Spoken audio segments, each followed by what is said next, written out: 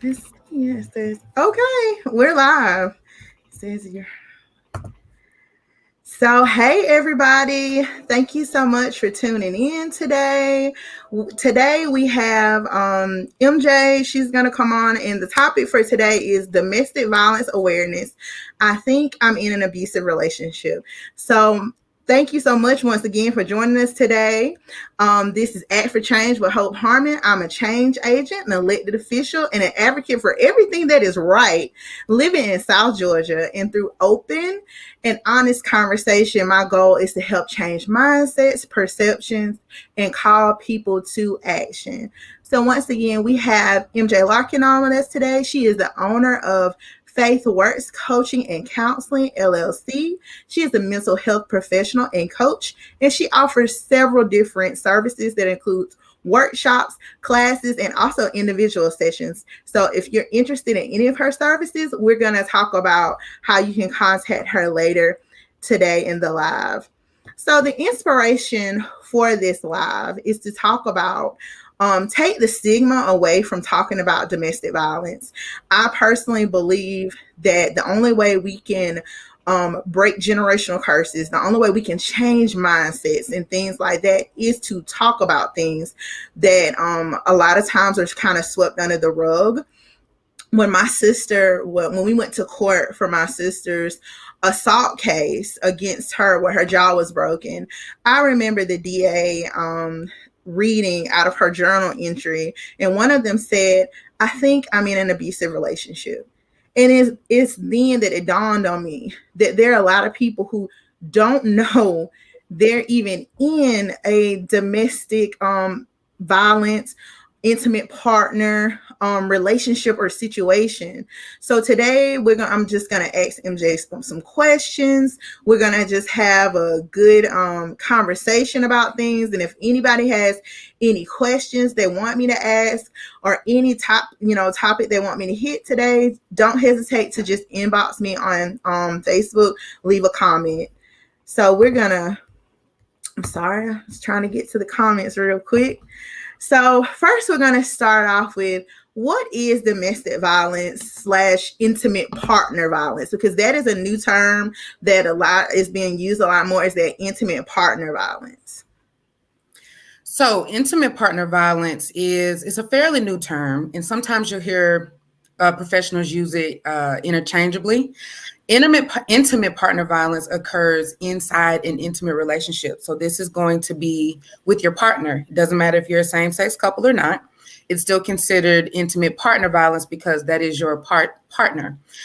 Domestic violence is just what it says. It's in the home. It can be committed against children, teenagers, or the elderly, or your spouse could commit it as well. But again, you'll hear those terms used interchangeably, though. But they're the same, but they're different. They have different meanings. Okay, that makes a lot more sense that I kind of know the definition. So, what are some of the different types of abuse? Oh man, there are several. Sexual abuse. A lot of people do not know that, just because you're in a marital relationship or a domestic partnership, is that you can be sexually abused if your partner forces themselves upon you and you say no. That is considered sexual assault.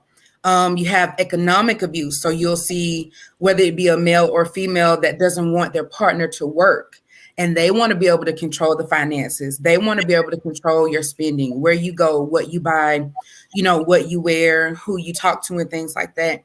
And then, of course, you have physical abuse, which, of course, is any harmful act committed against any part of your body. You also have mental and emotional abuse, where the partner is constantly belittling the other person, putting them down. And we have to remember the goal of abuse is simply control. Your partner just wants to control you. And so once they can belittle you or lower your self-esteem or cause you to only depend on their validation, they're really not worried about you talking to anyone else about it, or, really saying, oh no, I am beautiful, or no, I am smart, or, worth it, or I can have a better relationship, not just within themselves, but within another partner as well, or their family members. Okay. And what are some of the ways that people can identify if they are in a abusive relationship? You know what? It sounds simple to identify, right? But the example I give is like a teenage relationship. So the guy or the girl may start dropping their partner off at work. They may be there when they pick them up. They may randomly show up at their job. Oh, I was just checking on you. I just wanted to make sure you're okay, knowing you may work a 2 hour, 8 hour, 12-hour shift. They may randomly pop up. They may say something about their coworkers.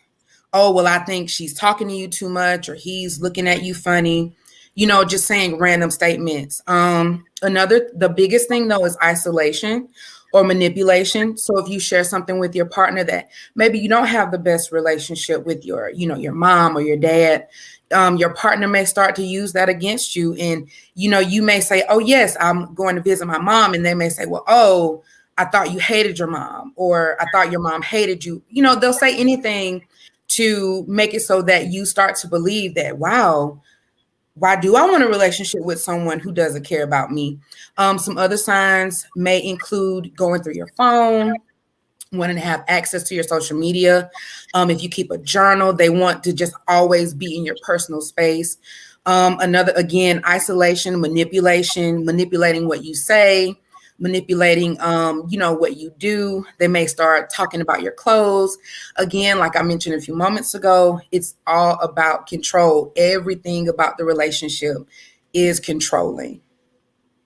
Okay, so ladies, these are all since on social media all week, always been seeing is red flags. These are all red flags. If we Yeah. see any of these things start to happen, red flags. Yeah, and that's the thing, think about it, like even teenagers. That's why I really drive home to some of the parents that I work with. Like, if your son or daughter is in a relationship, it doesn't matter if it's a heterosexual relationship or same sex. Please, please, please make sure you know who your children are interacting with. A lot of the times, if you've never really been taught to look for these red flags, you think it's cute. It's cute when he or she randomly shows up at your job. It's cute when they start to tell you, oh no, don't wear this, wear your hair like this, or I like it when you wear that shirt or not this shirt. So it's viewed as cute, but it's really not. It's abusive behavior. So you want to make sure that you are really you really know who your children are interacting with, whether it's via social media or at school, church. It doesn't matter. It can occur anywhere. It can start anywhere. Okay. So what is the best way, or is there any way to tell if someone is being abused, like someone your family member or your friend? Well, it really depends on the person. Some people are really good at pretending. So normally the first thing you'll notice is a change in behavior. If your friend is someone that has always been outgoing, or if there's someone who's, reserved, and the behavior starts to change, like it can seem like it's overnight. So they may start dressing differently. They may start talking differently. All of a sudden you hear my boyfriend didn't say I could go, or my girlfriend says I shouldn't be here. So you'll start to hear their speech change. But again, behavior is usually the biggest indicator. For example, you may say, hey, I was thinking about coming over and, let's going out for lunch. And all of a sudden it's like, no, you can't. And again, that's a controlling behavior. That's part of the isolation piece. That's where the abusive relationship starts, with isolation. But it really just depends on the person. Also, if you notice that they're kind of hesitant to talk about certain things, like you can tell when your friend is not being 100% with you. Yeah. There's a way to have a conversation and to approach it. But again, you want to be mindful when you notice that specifically the behavior starts to change, because that's usually the first sign. And then again, it depends on the person, because like I said, some people are very good at pretending, but you can only pretend for so long. And some of the things that I've kind of noticed is that, like MJ said, it's not always physical, so you can't always see the marks on them. Some abusers are smart enough to where they will make bruises where in places where nobody can see them. So if your friend is walking around in 98-degree weather with a turtleneck on, why do you have a turtleneck on? They never show their arms suddenly, or their neck, or if they've been strangled and they have marks on their neck, well, they have on a turtleneck. Or these extreme bouts of anger is another thing. If your friend is not normally someone who just gets upset off the drop of a dime, and then suddenly any little thing you say or anything little thing you do, they're just blowing up at you, there's something going on there, because they're taking that aggression out of you from that relationship. And those are some things that I've definitely noticed as well, and just talking to people that have been through those situations. So I guess the next thing is that if I'm a friend or I'm a family member and I notice these things, how can I be a support to that person who is in that domestic violence situation, even if they won't leave? Well, the biggest thing is to be supportive. The most common mistake a lot of family members or close friends make, they ask the number one question: why don't you leave? And to hear them say it, it makes it seem like you should be able to wave your hand or a wand and it's like, poof, you're gone. But you're not thinking about, like, this person either has children with this person, they've been in a sexual relationship with this person, they've been building a bond over time. So it's not such as, oh, I don't want to leave. There's a process to letting go. So the biggest thing is to not ask that question of, like, why are you here? Why do you let him or her do this to you? Why are you taking this? Or you hear people saying, well, if I was you, I wouldn't. Well, you're not me, so you can't say that, right? But the biggest thing is just to be supportive. Whether the person says, I want to leave, but I don't know how, or if they say, I can't because I love them, be supportive. Allow that person to really pour out, because you have to remember they're being isolated. So they're not talking to anybody at all. So it's just themselves and their partner. So imagine feeling like you're trapped into where it's like, well, wait a minute, I want to get out. I don't know who I can talk to. I don't know where to go. If I tell the authorities, what's going to happen to this person, what's going to happen to me. So being supportive, being that listening ear. Also, if the person is saying they want to get out, maybe they're not able to look up resources, but you are. So you guys want to develop a safe word, so that if you are on the phone sharing this information with your friend, that as soon as that person says the safe word, to cut the conversation. Another thing, again, please don't go to the authorities if your friend is not wanting to do that. And the reason I say that is because of this. If you go and the person denies it, then that's going to stop them from talking to you. So what I'm basically saying is, please don't do anything that the person has not shared with you that they're ready to do. Unless your friend asks you to do a certain thing, please don't forge ahead. Please make sure you're listening. Again, I get it. It can be very scary to know that your friend or family member is going through this real tough situation, but you want to be able to create a space for that person. Yes, keep checking in on them, talking to them, allowing them to talk to you about about the situation or certain things, and just be overall supportive. Please don't belittle them. Please don't guilt them, make them feel guilty about staying, or, add on to the stress and pressure that they're already feeling in the relationship. So the biggest thing, advice I can give anybody who's in that role of a friend or a sister or a cousin or aunt or whatever, uncle or whoever, please just be supportive and please respect their decision more than anything. It's very easy to forge ahead of the person, but you want to really make sure that you are a listening ear and you honor what they want to do. Okay, well, that all makes sense. I know a lot of times, also something I've seen is just And definitely in addition to being that listening ear, is really just reaffirming them that they don't deserve what they're going through. And Exactly. it's not always thing, you just don't bring it up out of thin air, but just reaffirming them that, hey, you deserve a partner who is a positive person. You deserve a partner who doesn't do these things to you. And then also, dang, I just kind of lost my thought. But yeah, definitely being, oh, and I was gonna say another thing, like MJ was saying about the phone thing.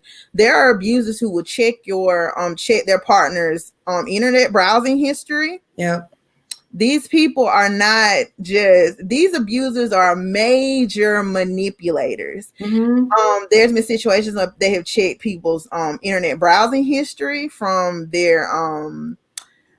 not only your laptop, on your phone as well. There's been Mm-hmm. situations where they've put tracking devices on people's phones, and there's some apps where you don't even know that the tracking device is on your phone, and Mm-hmm. so they're able to see everything that you send someone, track your location, do all of those things, and without even you knowing. So that's why when MJ was saying that, using that safe word and you looking up resources for them, because they really may be in a situation where they can't talk. That's why now you have a lot more hotlines that are using text instead of phone call, because Right. if you're on that phone, your abuser is like, what are you doing? But if you're texting someone, oh, I'm texting my mom. They're Mm-hmm. more apt to believe that through text than if you're on the phone with somebody. So those are some things that I've kind of definitely seen and heard. So what is the process, what does the process of actually leaving look like? That is a good question as well. It's going to vary, but depending on, number one, the situation. Also, you want to be mindful again that there's really no such thing as I'm just going to leave. Right. You have to remember the abuser has worked very hard to isolate, manipulate, and control the situation. I would encourage anyone that is watching this, please talk to a trusted friend or individual. There are hotlines that you can call that will talk you through the process. Like you mentioned a few moments ago, Hope, they even have a hotline now you can text a support agent, and they will get all your information. They'll get the background and the history of, just when the abuse started and what, like your fears and things like that. And they will actually help you develop a safety plan. Because again, you have to remember, you're not in a situation where you can just leave. Oh, I'll just block them. I'll just go to my mom's house or my cousin's house. Again, you have to remember that regardless of if you share any information about you, we're in the internet age. It's not hard to Google up someone's address, to find out where your mom lives or parents live or your grandmother. So again, you really want to develop a safety plan that is going to be helpful for you. But the place I can definitely help encourage someone to start is talking to a trusted individual. I think with talking, you're able to process things and you're able to have that listening ear, especially if you're calling or texting the hotlines, the domestic abuse hotlines. They can actually help you develop a safety plan. So this safety plan may look like packing up things piece by piece.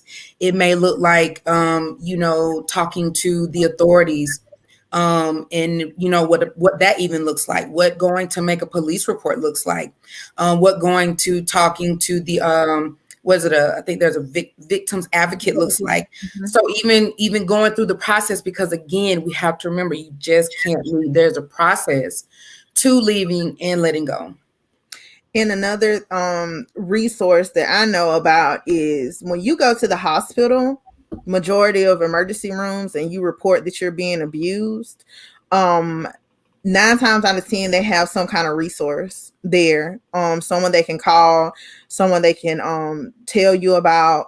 There are, even if you're ready to leave and you don't know how to leave, you can go to the hospital, tell them you're being abused. They can call someone to come get you. So, and then we also have places like locally, like Ruth's Cottage. Right. Those places can help you as well. So once you're ready, those are definitely some options for you if you're ready to leave. And the best option sometimes isn't going with family and friends if you don't Right. want to be local to this person, because that still gives this person access to you and your children, which once again has even more can be more issues. Right. So I just want to talk for a minute about the aftermath of leaving. Once someone leaves, just talk about how important it is for family and friends not to have communication with the victim's abuser. So, unfortunately, we cannot control what people do. There are going to be those family members or friends that want to know more. What happened? He or she is not saying anything. Um, you know, or you'll hear some people say, "Oh, you need to go back. You have a good husband or a good boyfriend or a good wife, a good girlfriend." And how do you know that, right? You're on the outside looking in.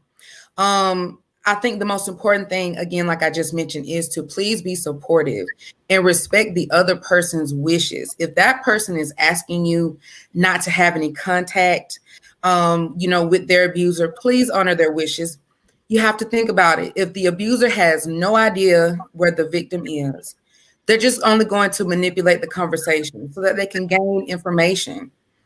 And so that's endangering. You don't want to put your family member, friend, or whoever, whatever type of the relationship is, you don't want to put this person or their children's lives at risk or your own life at risk. You have to remember, you don't know what you don't know, right? Right. So if you're on the outside looking in, thinking that everything is good, and you're wanting to reach out to this, to this partner and say, "Hey, what happened?" You have to know that you can be subject to manipulation. For all you know, the person may be taping the phone call, trying to find out your location or where, the victim may be staying, or how they can get in touch with someone else that's close. It's like, "Oh, well, I know she used to go over here or he would go over here. Let me see if I can reach out to this person." So you want to make sure that you honor that person's wishes, and you don't want to put your life in danger or their life in danger as well.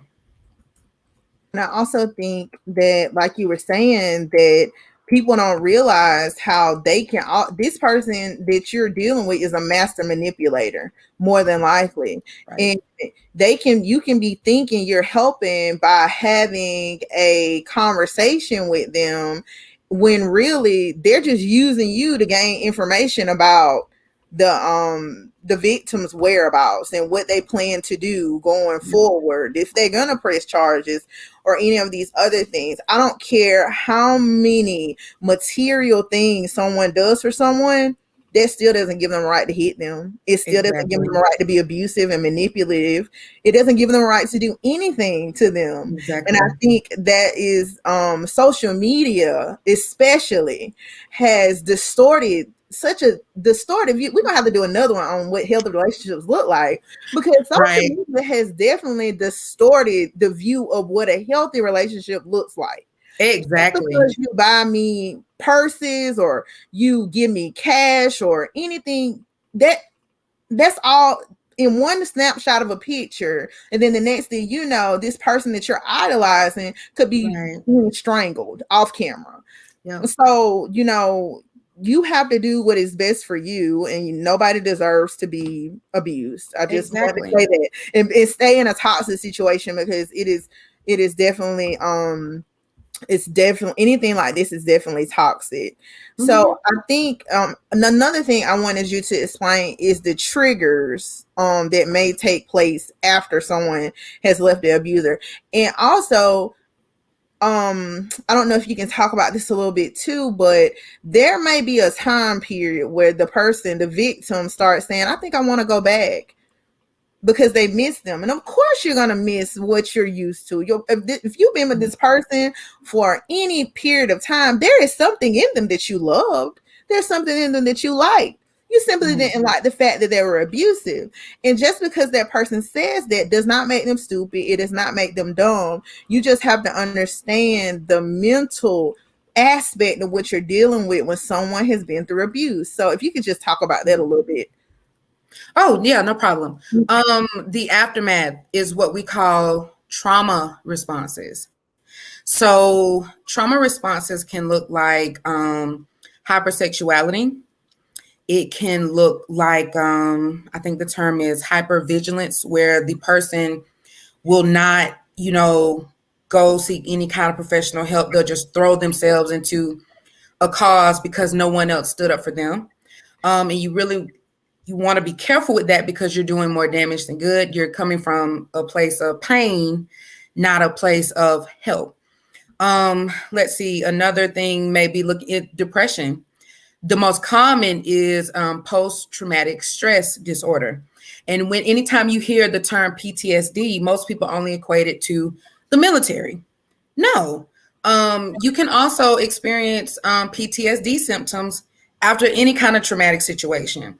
So in particular with any kind of physical abuse or emotional abuse or sexual abuse, the survivor may become an abuser themselves. So if the person has children, they may begin to talk down to their children, or they may begin to abuse their children in some sort of way. And we have to remember, this is because they're now exercising a certain type of power that they weren't able to exercise in that relationship. You may see depression, like I mentioned, PTSD. You may see the person may become more withdrawn. Another thing too is that they may not be able to express how they feel. They may not be able to, talk about it. They may not want to talk about it. So a lot of times, anytime it's even brought up, they may not be comfortable seeking professional help as well. So you may hear someone say, "Oh no, I can do it. I got it. All I need to do is this and I'll be better." But that's not true. It's going to take a lot of work. And it has to start within that person first. You cannot make someone seek professional help, whether it be counseling, whether it be, on the spiritual end of things. You cannot make someone go in that direction until they are ready. I totally agree. And you cannot pray this away. No. I love the Lord. I love him. But unfortunately, you cannot pray mental anything away. And No. you definitely cannot pray your abuser to be better. There's nothing that you're doing to make them do this to you. The problem lies within them. So thinking, "Oh, we'll just start going to church together." Going to church together isn't going to do anything for your abuser. It's to let you more. We'll just go talk to our pastor. Is your pastor trained to deal with abusive situations? Right. If your pastor looks, yeah, and it looks different. Another thing too, I think the latter question that you asked was it how to support or how to support them from going back? The thing to remember is this. Again, this person formed a bond with with their partner. And it's very hard to turn those feelings off. And we have to remember that feelings do not just turn off and on. So it's not going to be a case of, well, okay, he or she is not with that person anymore. So, okay, well, I know they're going to want help. Another thing too, you have to remember, like if this person was financially dependent on their partner, they may have a fear of, oh my gosh, what am I going to do, without this second income or this primary income, that was coming in to take care of myself. And especially if they have children together, or if the person has children, that were not from the marriage or from the relationship. Again, like you said, I hope you said something really good. Please, if you're in a supportive role, please don't call your friend out of their name. Don't call them dumb. Don't call them stupid. Please recognize, like I said earlier, it's a process to healing and a process to moving on. Just because you move on doesn't mean that you forgot the person. Doesn't mean that you forgot how the person, made you feel before everything happened. And so sometimes the victim can hold on to those members. And that's what we call battered woman syndrome, where the person may recognize that, you know, they're in a harmful relationship, but it's like, oh, well, it's not that bad. Or he or she doesn't hit me. Or they're not like this all the time. Or it's my fault that he or she hit me. So you'll see them blaming, you'll see them taking a lot of responsibility for, you know, the abuser's actions. So you really want to be mindful about the language that you use and the way that you support the person, because the last thing that you want to do is put your friend, brother or sister, whoever, your child or whoever, in a position, the predicament of, well, I don't have anybody to talk to. And so now this person feels alone, so they're not talking to anybody, and they're suffering in silence. And we definitely don't want that to be a thing for anybody who is going through a domestic abuse or intimate partner violence situation. I totally agree. You don't want to sound like their abuser. Exactly. As a friend, because that's essentially what we sound like. Yeah, that's very true. You don't want to sound like their abuser, because you calling them stupid, you calling them all these things, you essentially are sounding like their abuser to them, and they're going to end up thinking they're better off in the situation they just think the guy got out of alive. Right. So I think something else I definitely wanted to talk about is, once again, why going to therapy is important in the process of you trying to leave an abusive situation, after you leave an abusive situation, and also we're going to tie in there why you don't need to go to therapy with your abuser. I think I will tackle the last question first. Number one reason why you don't want to go is because you have to remember that your abuser, the whole goal is control. And so anyone that is on the outside that is talking differently or encouraging different things, they're perceived as a threat. So what you've done, you've tried to be helpful, but you've actually made a dangerous situation even more dangerous. And again, you have to remember that, yes, the therapist is there to help.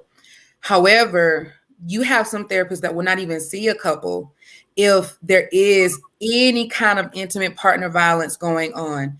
I know a therapist personally that will recommend that the abuser take classes like anger management classes or any other kind of class before the person will actually see them. I know some therapists that will not see couples at all together, because that poses a threat. And then the therapist becomes a liability if anything happens in the relationship.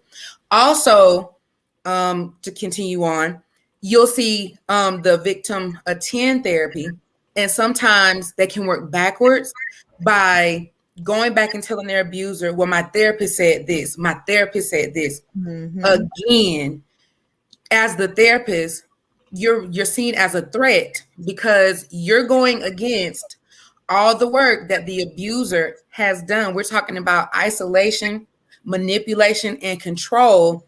And your partner's coming in thinking they're trying to better the relationship, but in actuality, it's a threat. I want to encourage anyone who is looking to seek therapy, and you are in an intimate partner violence relationship, please seek counseling. Abuse has lasting effects. And a lot of times you don't know your triggers until you are triggered. And so it's not the actual trigger itself, it's whatever is left on the inside of you that is being triggered. So what is that? Is it anger? Is it grief? Because you can grieve a relationship. A lot of times when we think about grief, we just think about, a physical death, but no, people grieve jobs, relationships, routine. So you can grieve at any point in your life. It's not limited to just that one scope. So you have to be mindful of that as well. So I encourage anyone, please be mindful. Like we were talking about earlier, even you have a lot of therapists that are offering telehealth sessions. So maybe the only time you can talk to your therapist is on your lunch break at work. You want to make sure you're in a safe location. You also want to make sure that You understand the process of therapy itself. It's not for the therapist to tell you what to do. The therapist may actually, help you come up with a safety plan. They may be able to provide additional resources for you. Again, if your partner has the password to your phone, checks your browser, checks your phone bill, because you do have abusers that do that Yep. as well. They'll check your phone bill even without you knowing it. If they have access to any kind of, personal information, they will use it. So Yeah. again, you want to be mindful. The biggest thing, what is your goal in going into therapy?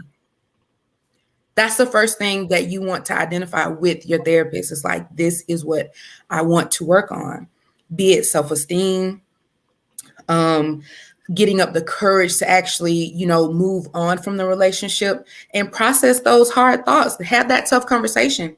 Have that tough conversation with someone. So again, you want to be mindful of what is your goal of therapy. What are some things that you want to process in therapy?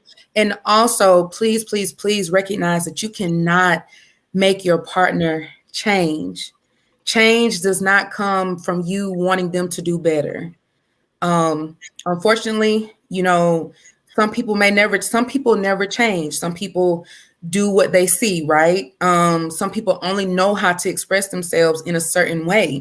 So please remember, it's not your responsibility to change your partner. So you want to make sure that you're definitely taking care of yourself and focusing on what you need and what you want, and what, again, if you start therapy, what are your goals for therapy? Well, I can totally attest to many of the things that MJ is talking about. As many of you know, me and MJ are actually personal friends. I was once in an abusive relationship, and the person went through my phone records and texted MJ and said, "Hey, who is this?" And MJ texted me and said, "Hey, do you know this number?" And I'm like, because I talk to MJ all the time, all throughout the day. Right. Sometimes we talk several times a day, and this person actually, so I am a living witness that abusers do this. I'm a living witness of going to a counseling session with an abuser, and my therapist saying the next session, he can't come back. He's abusive. It wasn't physical, but she could tell he has abusive behaviors. And what we're going to do from this point going forward, we're going to talk about how you're going to leave this relationship. I went to therapy for months, building up courage to leave a relationship. I eventually did leave. And I also want to hit this, which is not on the paper. Family and friends of abusers, stop. I want you to hear this clearly. Stop inboxing and harassing victims. Just because you don't believe that your Right. family member is capable of Right. abuse, you didn't live with them, you weren't having sex with them, and you were not in a relationship with them. You don't know what this person is capable of. Mm-hmm. People are master manipulators. So Yeah. when a woman builds up the courage to tell someone else about the abuse that she is suffering, and builds up the courage to actually go to the authorities and go through that process, because that process is taking pictures, Yeah. you having to say to the sheriff and the victim's advocate, I got strangled. Them taking pictures of you without a shirt on, so they can take pictures of your neck. They can take pictures of your back, only for the abuser's family member to start messaging you on Facebook to call you a liar and tell you that you don't need to be elected anymore because you are only for yourself, for taking up for yourself. Only for them to comment on everything you post, saying that you're a liar when they weren't there. They didn't see in the pictures. They didn't even come to court. But so stop doing that. If someone has the strength to report the abuse they suffered, no matter how I have brothers. I have 4 of those guys. And if a woman tells me that my brother abused them, I'm going to tell my brother, you were wrong, and I'm going to tell her to press charges. And I love my brothers to death, but I'm going to tell them that.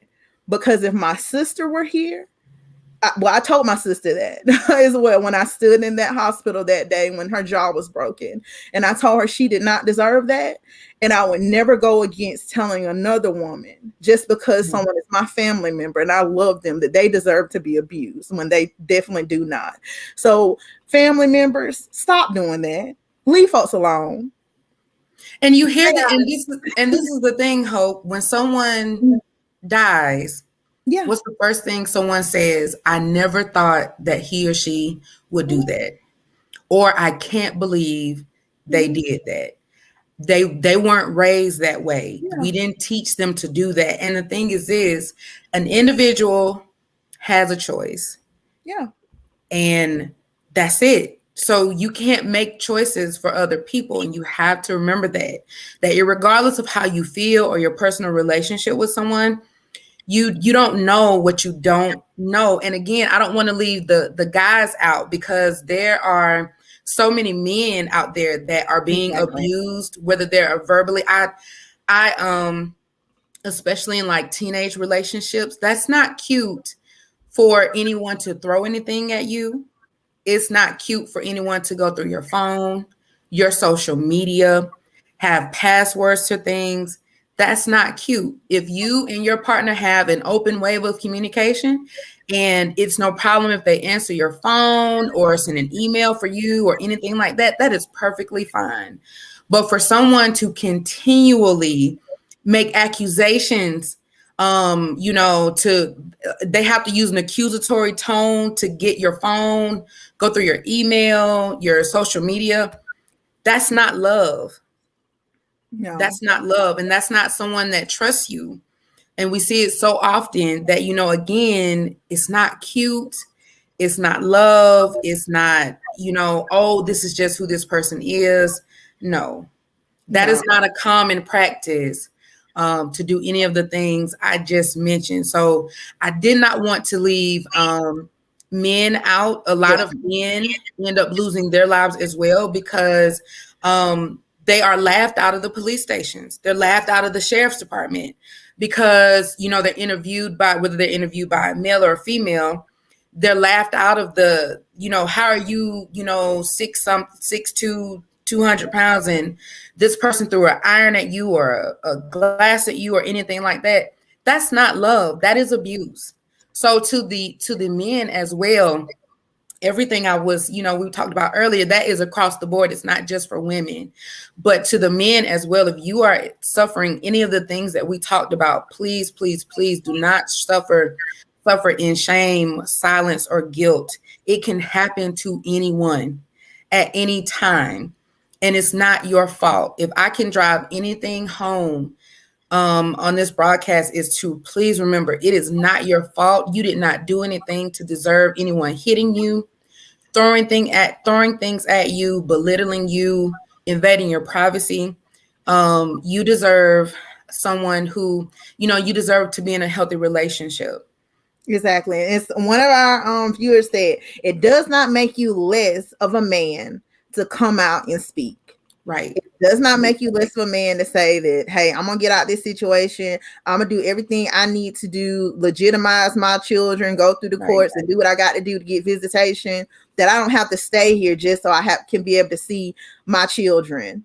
Or I don't have to stay here and men can be financially abused as well. Right. I mean, they can be. You can have children with someone who flat out says, I ain't working no more. You don't, and if that's not an agreement y'all had, or they go get things in your name that you don't know anything about. I know of men who have had women to do credit cards in their name, max out the credit card, and then it's their responsibility to pay it back. So here you are working 2 jobs to pay off debts that you didn't even those are not your debts. But I've known situations like that, and that is a form of abuse. You don't have to deal with that either. Right. And I think that we have to break that stigma as well. There's no shame in saying that this woman is doing these things to me. Exactly. So Exactly. we have a few questions off of our live on YouTube. Okay. So we have one of the questions One of the questions is it true that most abusers were abused themselves? No, that's not true. You have to remember that sometimes it can be due to the environment that the person is in. Sometimes you'll have men or women that were, brought up in abusive environments and they do the complete opposite. They're not drawn to people who are abusive and they do not become abusers as well. So no, being abusive is not always a learned behavior. A lot of times, again, a person can go through a traumatic situation where they don't have any control, and it doesn't have to be a situation that was from childhood. It can be an occurrence from being a teenager, even as an adult, even as an adult. So it depends on the person, but no, that's not true. It just depends on the person, and how they choose to move forward in their life. Okay, another question the same person asked. Well, it's going to be two questions: is abuse a learned behavior, and is sometimes abused people who abuse, is that sometimes caused by underlying mental health disorder? That's a good question. So abuse is not always a learned behavior. Like I just said, there have been plenty of instances where the person, what we consider a good home, I'll say a healthy environment, mom and dad, or mom or dad had a good co-parenting relationship, or they were raised by, mom or dad. So it could be a single parent environment, right? So again, it depends on it's a host of things. It could be a traumatic situation. That person may have experienced some sort of trauma as they got older. You have to remember that abuse is all about control. So it's not always a learned behavior. And what was the second part? You said can abuse be due to Underlying mental health disorder? I won't say yes and I won't say no. Again, it depends on the individual. Now, if we're going to buy the DSM, the diagnostic manual that we use to diagnose disorders, no. Now, I will say this: is aggression in is it a symptom of some disorders? Yes. It can be outlandish behaviors depending on the type of diagnosis. Yes. But if we're talking about the scope of abuse, no. Again, if this person needs medication, it depends on, number one, definitely the diagnosis and how is the person being treated. But to my knowledge, as far as abuse, I can't even talk becoming abusive as a symptom. No. Aggression, yes, but aggression does not always lead to abuse. So it could be the person, is angry all the time. May not take it out on the family, may not take it out on their partner, but you notice they always have some sort of attitude, or they're just super aggressive, but not in like how can I say it? Like a threatening way. I'll say it like that. But you'll see them be angry. Again, this person may also try to find an outlet for aggression. So they may try to join the gym, do boxing classes, some sort of outlet so that they don't harm anybody. Or this person may decide to seek professional help with the diagnosis. Which in that situation, with them seeking professional help, they are doing something to get help, but with that aggression. So if anybody else has any questions, you can definitely drop them in the comments. I think that was all of the questions that he had.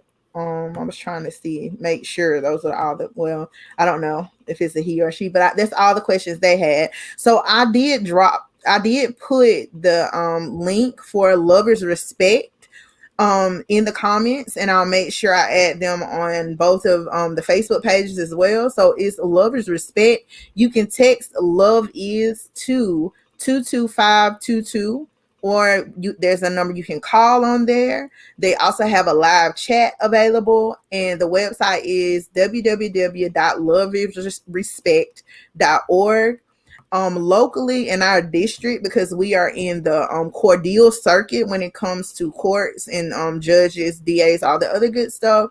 If you have been in an abusive any type of domestic situation, you have been and talked to the victim's advocate, you have you press charges, you made a report, you can contact the Gateway Center in Cordele, and they can provide you with counseling services. If children were present, they can also provide your children with counseling. They have this really good, well, I will not say that, I'm sure all of them are really good, but one of the newer things that I've heard of them doing is offering, one of their therapists actually offers art therapy, which is something really different for our area that you don't really hear a whole lot about. But art therapy is a great thing, especially for children. They're able to draw what they're feeling, and then that's how they're they don't always communicate, but they can definitely draw. So I think the last one other question we have is, are abusers narcissists, and is that the same thing? I think that a lot of the word narcissist is thrown out a lot, and a lot of people don't understand it. So if you can kind of maybe explain what a narcissist is, and that an abuser is not always a narcissist. Yes. A narcissist. The term narcissist. There are certain terms now that I'm just like, I can't hear anymore. And narcissist is one of them because it is thrown around so much. To call someone a narcissist, you want to be mindful that they have to, in some instances, there is a disorder. Let me just say that. There is an actual disorder. And so the person would need to be formally diagnosed. You have to remember that a narcissist is all about themselves, and what people look at another, gaslighting, right? Mm-hmm. So it's like, oh, it's my fault, but it's because of you. Mm-hmm. Oh, I'm going through all of this stuff, but I'm better because of you, right? Or I'm worse because of you. So you really want to be mindful. No, not all abusers are narcissists. Please remember that some abusers do not come from abusive homes. Again, there is no age limit or time when we can dictate when someone is going to become abusive. Again, it depends on the person. It depends on the situations and the life experience, that they've had. So you want to stay away from making general statements like that about the person being a narcissist. Again, if the person exhibits controlling behavior, you have to understand that abuse is all about control.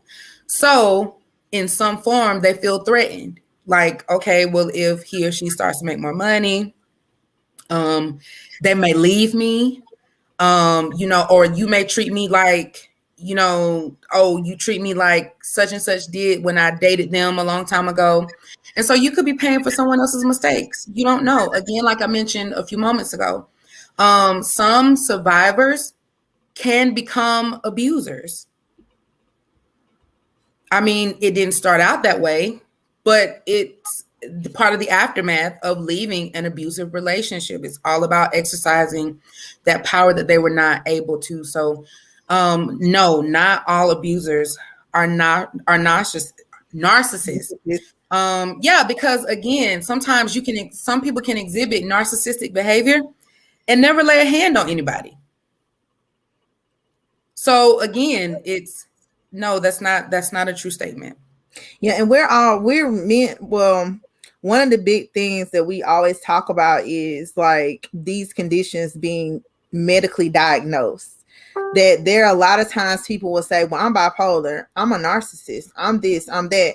After they've self-diagnosed themselves, they've never went to a mental health professional. Exactly. They've never stepped foot in a doctor's office, probably. So they don't know these things to be true, but they will use those terms to try to excuse their behavior. Exactly. As if being a narcissist or I'm bipolar somehow makes my anger, my aggression, all these things I'm doing to you okay. Mm-hmm. But once again, if someone tells you I'm a narcissist or I'm bipolar, you need to make a doctor's appointment. We need to get you a psych eval, because well, we don't need to. You need to get yourself a psych eval done to see if these things are true, because there's counseling for that. There's medication Exactly. for that. And there are Exactly. things out there to help with those things. So don't allow people to use those terms As an excuse. as an excuse. And that is further, when people use terms like that and they have no actual medical diagnosis for them, they've never been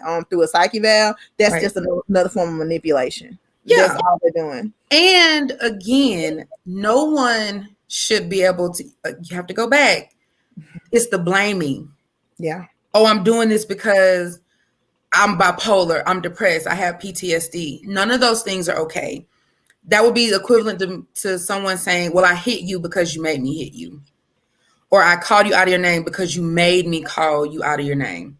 That is a big red flag and an indicator that that is not a healthy relationship, and that person does not have a healthy relationship with themselves to be, putting their behavior off on other things. So please, if anyone tries to say, oh, I have this, I have that, or whatever, that's something to raise an antenna about.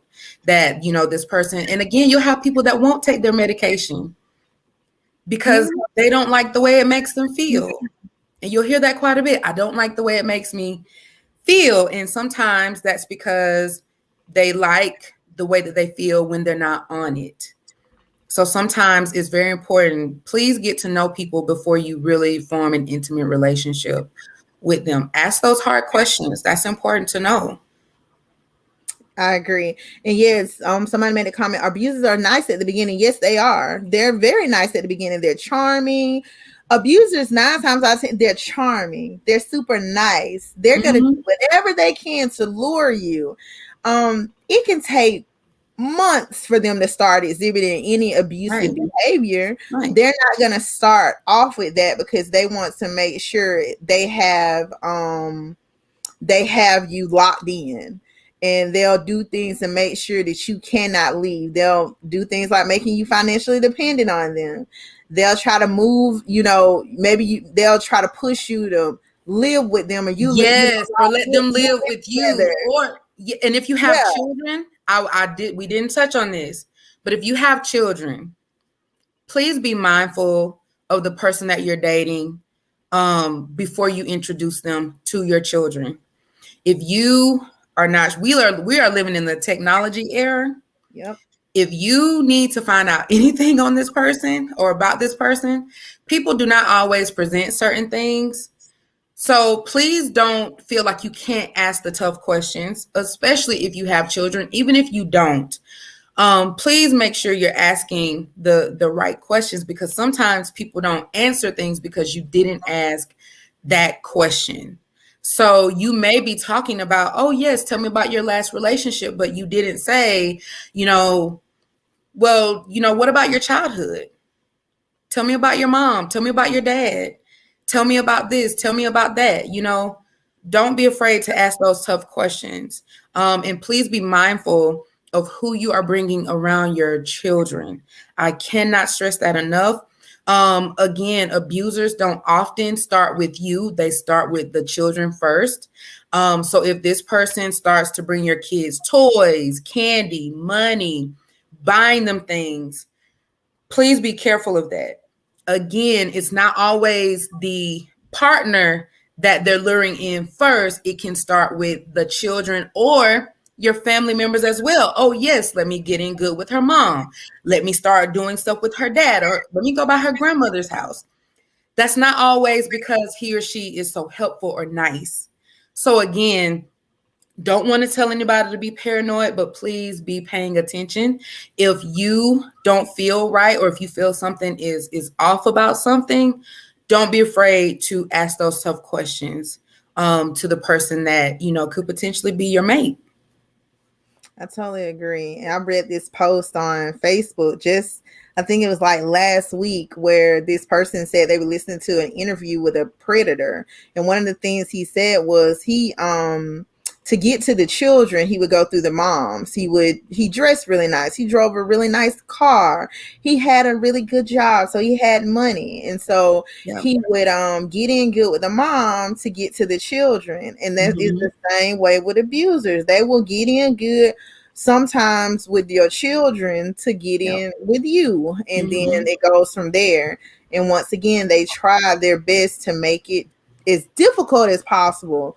They make it difficult to where they don't want anybody to believe you. They want everybody to have some doubt in their mind. Well, how could this person be an abuser? They were so nice when we were around. There's no way this person did that. Those are all manipulation. That's what they're doing. And be mindful. Another thing I want to add, talking about kids, it made me think about something else. Be mindful of someone who is asking you when your children are moving out, when they're leaving, when are they going with their dad, when are they going to grandma's house, when are they going to do this, when are they going to do that. Please be mindful of those type of questions too. Again, no, don't be paranoid. But if someone is constantly asking you when someone is leaving or going, that's not anything to just let that roll off. Because again, it's all about isolation. Yeah. Don't ignore the red flags. If you see the red flags, pick them up and go about your merry way. Because a lot of things we've been hitting on tonight are red flags. Yeah. So I want to thank everybody for joining us tonight. That looks like are those? I'm going to check one more time to make sure those are all the questions that we have that came in. I see. Oh my God! I thought I saw something, but it might have been further up. But if you do have any questions or want to contact me or MJ, you definitely can. You can inbox me. Like I said, I'm gonna post. Oops, my camera fell. I'm gonna post all of my computer fell, but I'm gonna post all of the websites and everything on my Facebook pages and in the chats. Oh, I think that someone said thank you for this. Grieving has definitely hit hard on me. Yes, grieving a relationship is really, really hard. It's just hard. It's a process. It is. And don't beat yourself up about it. Again, like we talked about earlier, if you are considering leaving or if you have already left and you're in that process of grief, please don't suffer in shame, silence, or guilt. Don't hesitate to reach out to a professional, whether it be a grief counselor or an actual therapist. You don't have to suffer in silence. So we want to thank everybody for joining in with us tonight for this discussion. Well, this afternoon. I always say it's getting dark. So this afternoon. So I want you to tell everyone how they can follow you on social media, and if they want to do a session with you, how they can schedule that. All right. You can follow me on Instagram at The Single Mommy Therapist on Instagram. I don't think I changed it. I think it's still The Single Mommy Therapist. You can also follow me on Facebook at FaithWorks Coaching and Counseling LLC. As soon as you type in FaithWorks Coaching, my picture should pop up.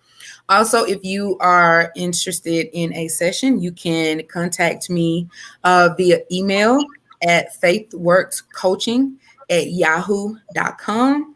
And please give me 24 to 48 hours to respond. And we'll have our initial consultation, talk about what services you're interested in, and then we will get started on helping you become your best self. Also, tell them about our women's support group. I think that's really important. Yes, I completely forgot. I have a couple of groups. All right, so we did touch on grief. I have a grief group that meets every third Thursday of the month. Also have a women's group that meets every first and third Monday. You can still join us. We are still going until the end of the year. If you're interested in joining, you can again send me an email to faithworkscoaching@yahoo, or you can message me on Instagram or Facebook. so that we can get you signed up for the class. The investment for each group is $10, and we would love to have you in my women's support group. It's all about, forming meaningful relationships, and the goal is to create a safe space so that you can have, we can have those tough conversations that maybe you don't feel comfortable with talking to other people about. So yeah, definitely join us. We're meeting tomorrow actually at 8. Both meetings take place at 8. I have a parents group that I'm going to be launching in January. I will be posting the link so you can go ahead and sign up and make that investment. We will be touching on how to tackle social media.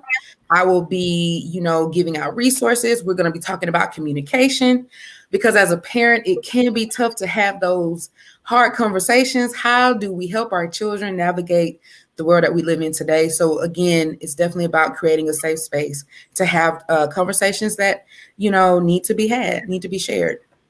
And I just want to add, $10 is a steal. My copay for counseling sessions is $50 to $60 per session for 45 minutes. So if I want to do multiple sessions in a month, I have to pay $50 to $60 every single time. Without insurance, it is $150 a session. So $10 for a group is a steal compared to what you have to pay with insurance and without insurance. But MJ sessions are super affordable.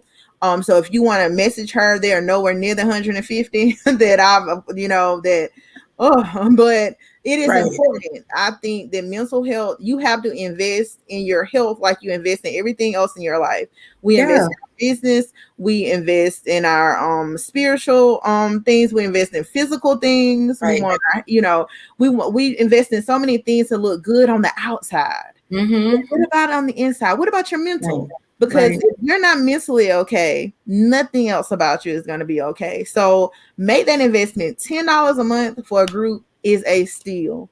Whatever MJ charges per session, trust me, it is a steal, because I know how much I have paid, and I'm happy to pay to go through that, because I do feel like mental health is very important. So once again, thank you so much to MJ for joining us tonight. Make sure you follow my advocacy page on Facebook. It is Casera's Voice, as we continue to seek justice for my sister Casera and my niece Aviana, who lost their lives to violence. Also, make sure you subscribe to my podcast and YouTube channel, which are both Act for Change with Hope Harmon. So we look forward to having another episode very soon. If you have any suggestions about what you would like to hear on here, what you would like for anyone to talk about, please just inbox me on Facebook. Send me a message.